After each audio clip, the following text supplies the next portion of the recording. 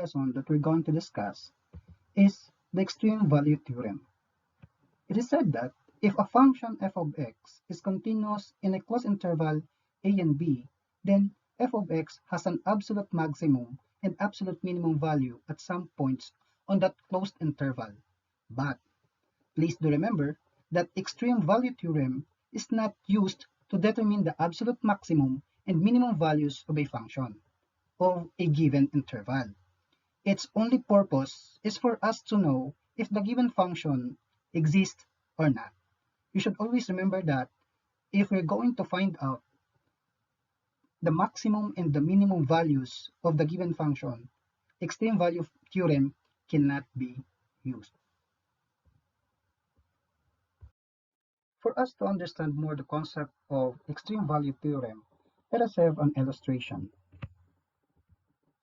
As shown in the figure, there exist numbers c and d in the closed interval a and b, such that the largest value is the absolute maximum here, okay? And the smallest value is the absolute minimum value. Ito po. So meaning, if there is an interval a and b, there is always a minimum and maximum value of a given function. In this case, c and d is the values wherein c is the maximum value and d is the minimum value.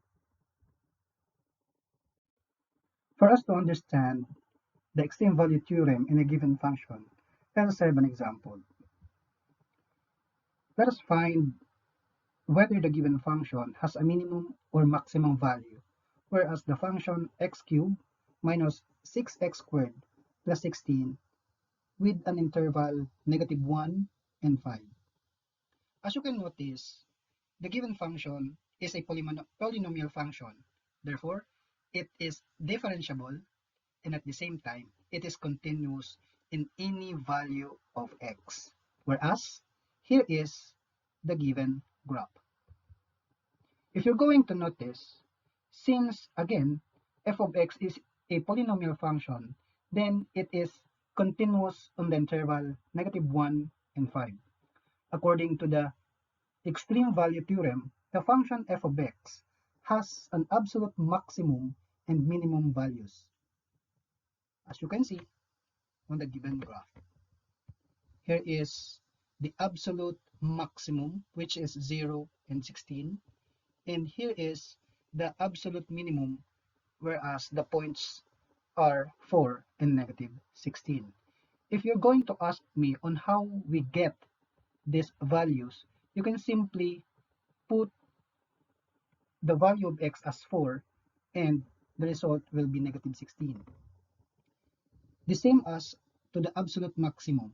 If your x is equals to 0, then therefore your f of x is equals to 16. Let us have another example. In example number 2, f of x is equals to 2x cubed minus 6x squared plus 2 as the interval -0.5 and 2.5. What if you notice? The same with the example number 1. This example is a polynomial function, whereas it is differentiable and at the same time continuous in all values of x. Let us see now the graph.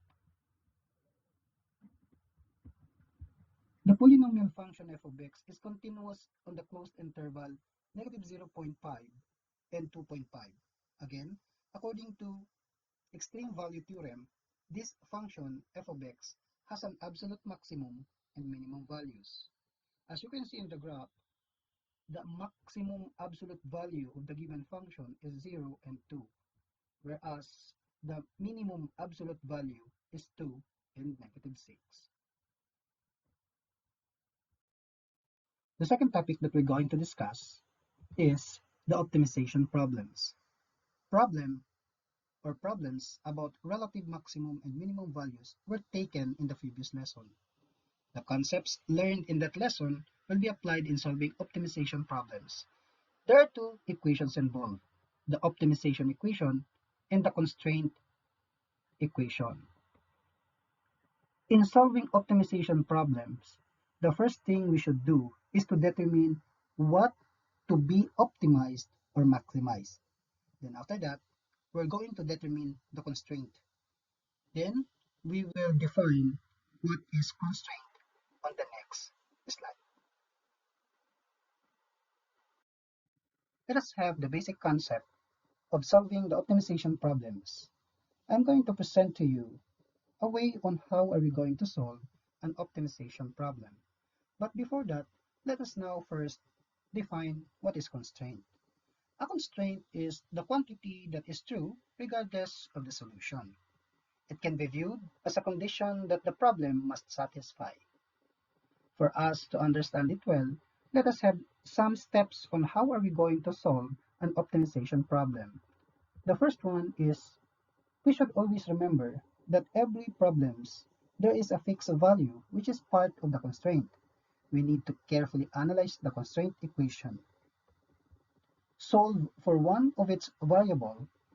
The value of this variable can be used to replace the same variable appearing in the optimization equation. Then we need to have the simplification of the optimization equation and the first derivative. After that, we're going to find the critical values by setting the first derivative equal to 0. Then the last one, we're going to test the critical values either by using the first or the second derivative test.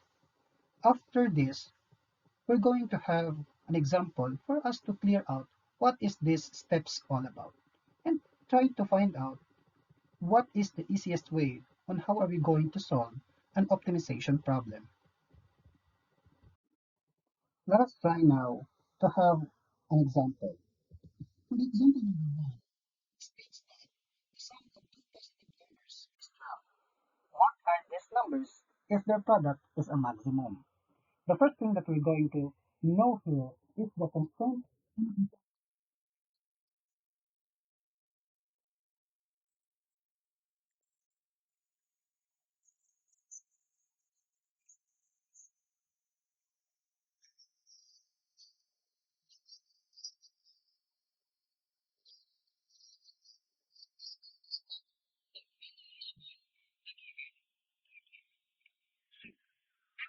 Plus y is equals to 12 will be your constraint because given the example number 1 or the statement, it is actually telling us that the sum of two positive numbers is 12.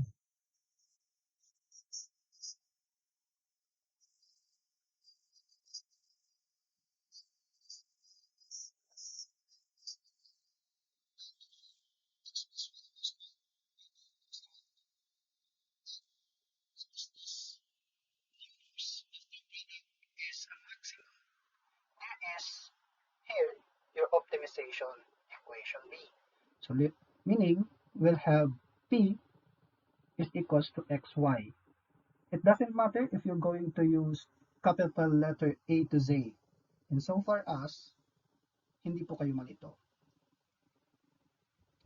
Then the first step is to solve for one of the variables in the constraint. Then after that, we're going to substitute the value of this variable in the optimization equation. So x plus y equals 12 is your constraint, isn't it? Then after that, we're going to transpose the value of x to the other side. So if we're going to transpose it, the sign of the x will become negative. Then after that, we are going to substitute the given value of y to the optimization equation. And it goes like this.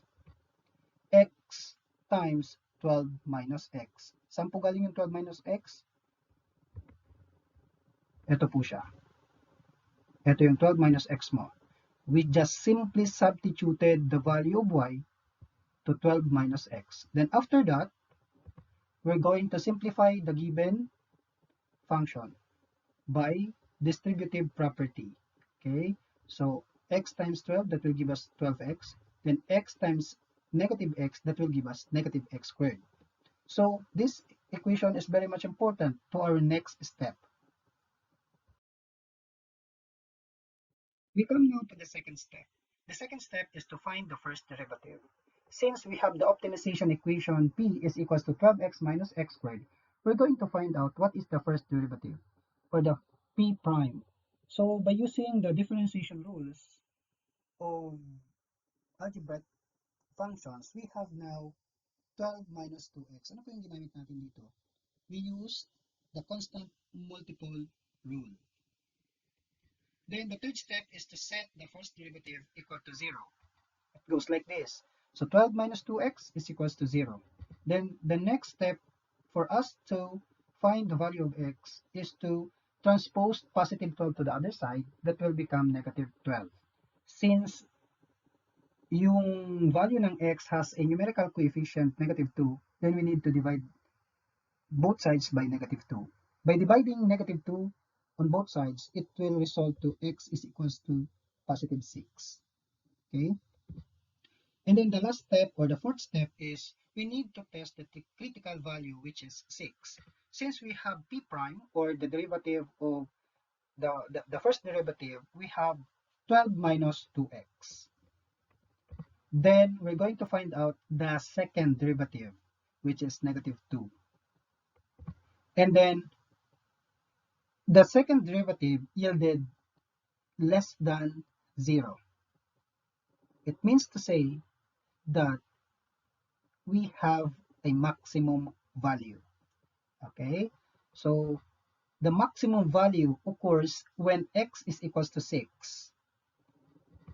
So having y is equals to 12 minus x, saan po natin nakuha yung 12 minus x? Ito po yung constraint equation natin kanina. Okay? So after that, we're going to substitute the value of x to 6. Then 12 minus 6 is equals to 6.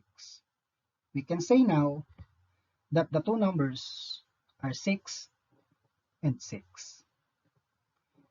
Do you have any questions, reactions, clarifications?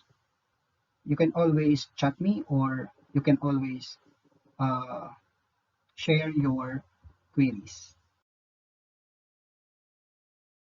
Let us come now to another example, and it goes like this. We need to find two positive numbers whose product is 100 and whose sum is minimum. With a given problem, you should always analyze what is the constraint, and at the same time, what is the optimization equation. In this case, the first step, or the solution that we're going to use, is that we let x be one of the two positive numbers, and at the same time we let y be the other positive number. The first step that we're going to deal with is we need to find the constraint. The constraint here is the two positive numbers with the product 100. That is why ang constraint natin dito, x times y is equals to 100. Simplifying this, it will result to 100 over x. How did we arrive from this? We simply divide both sides by x. Okay? Para ma-eliminate po natin yung x po sa other side.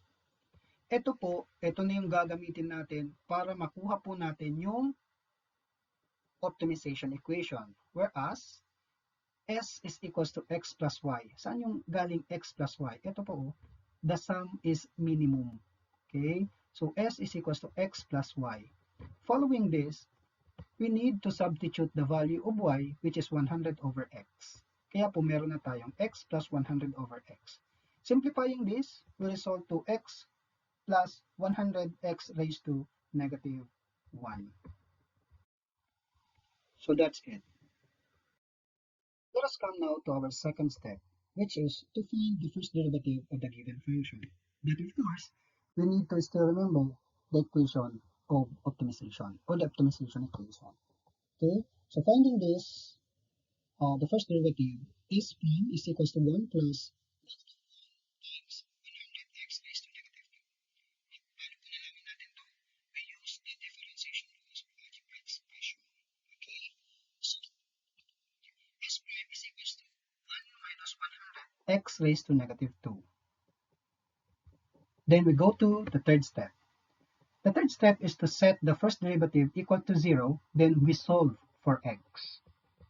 So we have 1 minus 100 x raised to negative 2 equals 0, then we can rewrite this as 1 minus 100 over x squared equals 0. Then, it will result to x squared minus 100. Ito po. How come? Paano po nangyari? We use what? The LCD, di ba? So, ito 1 over 1. X squared divided by 1, ano po? X squared times 1, x squared. X squared divided by x squared, that is 1, times 100, that will give us 100. So therefore, x squared minus 100 is equals to 0. Next, we need to transpose 100 or negative 100 to the other side, and that will result to x squared is equals to 100. After that, we're going to square both sides for us to eliminate the x squared. So, kapag na-eliminate na po natin, we need to find the square root of 100. It should be plus and minus, ano po? So, x is equals to 10. Napasaan na po yung negative 10. We disregard negative 10 since the problem is only asking for the two positive numbers. Okay po. So, we disregard negative 10. The fourth step that we're going to have now is the test, whether the critical value will be determining if the given function has a maximum or minimum value. So s prime is equals to 1 minus 100x raised to negative 2. Then the second derivative will become negative 100 times negative 2x raised to negative 3. How come na nagkaroon po tayo ng ganito? So ito po, ang sabi natin, the derivative of the constant will always be 0. Ano po? So yan po yung mga basic rules natin. Ano? Also, we have negative 100 times negative 2. We just bring down, ano po ito? Negative 2. And the negative 2 minus 1, that will give us negative 3. Kaya meron po dyan. So therefore, our second derivative of the given function is negative 100 times negative 2x raised to negative 3. Then simplifying that will result to positive 200x raised to negative 3. Then it can be rewrite. Pwede po yung ma-rewrite as 200 over x cubed. So following the test, we are now going to substitute the value of x, which is 10. So 200 over 10 raised to 3. Okay? So that will result to 0.2. Okay? So it says that the given value actually yielded greater than 0. Okay? The test yields greater than 0, then we have a minimum value. The minimum value occurs when x is equals to 10, then y is equals to 100 over x. Ito po ulit yung constraint natin. Following the given formula, we're going to substitute the value of x, which is 10, then 100 over 10, that will result to 10, and that will be our other number. Therefore, the two positive numbers are 10 and 10. Let us come now to another example, which is a word problem and maybe a difficult one. A rectangular garden is to be fenced off along the side of a building. No fence is required along the side. There are 120 meters of fencing materials to be used. Find the dimensions of the garden with the largest area. The first thing that we're going to analyze here is actually how are we going to imagine the given problem. Analyzing this is something to do with how you actually understand the given problem. Here is actually the illustration which is based from the problem. We're going to the solution. So let's have P, or the perimeter, is equals to 2x plus y. This will be your constraint. how did we arrive from this? If you're going to look at the illustration, it says there that we have 2x ano po, and 1y. Therefore, our perimeter will become 2x plus y, and that will be our constraint.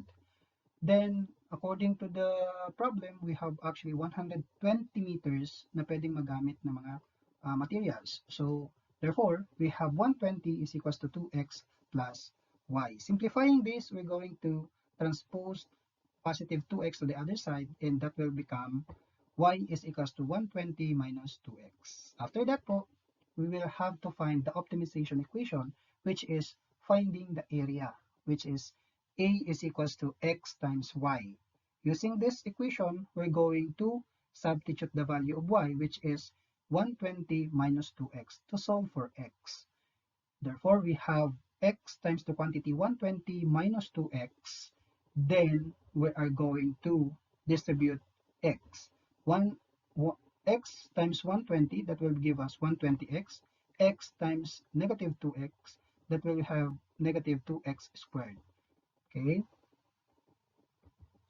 Then, dA over dx is equals to 120 minus 4x. How did we arrive from this?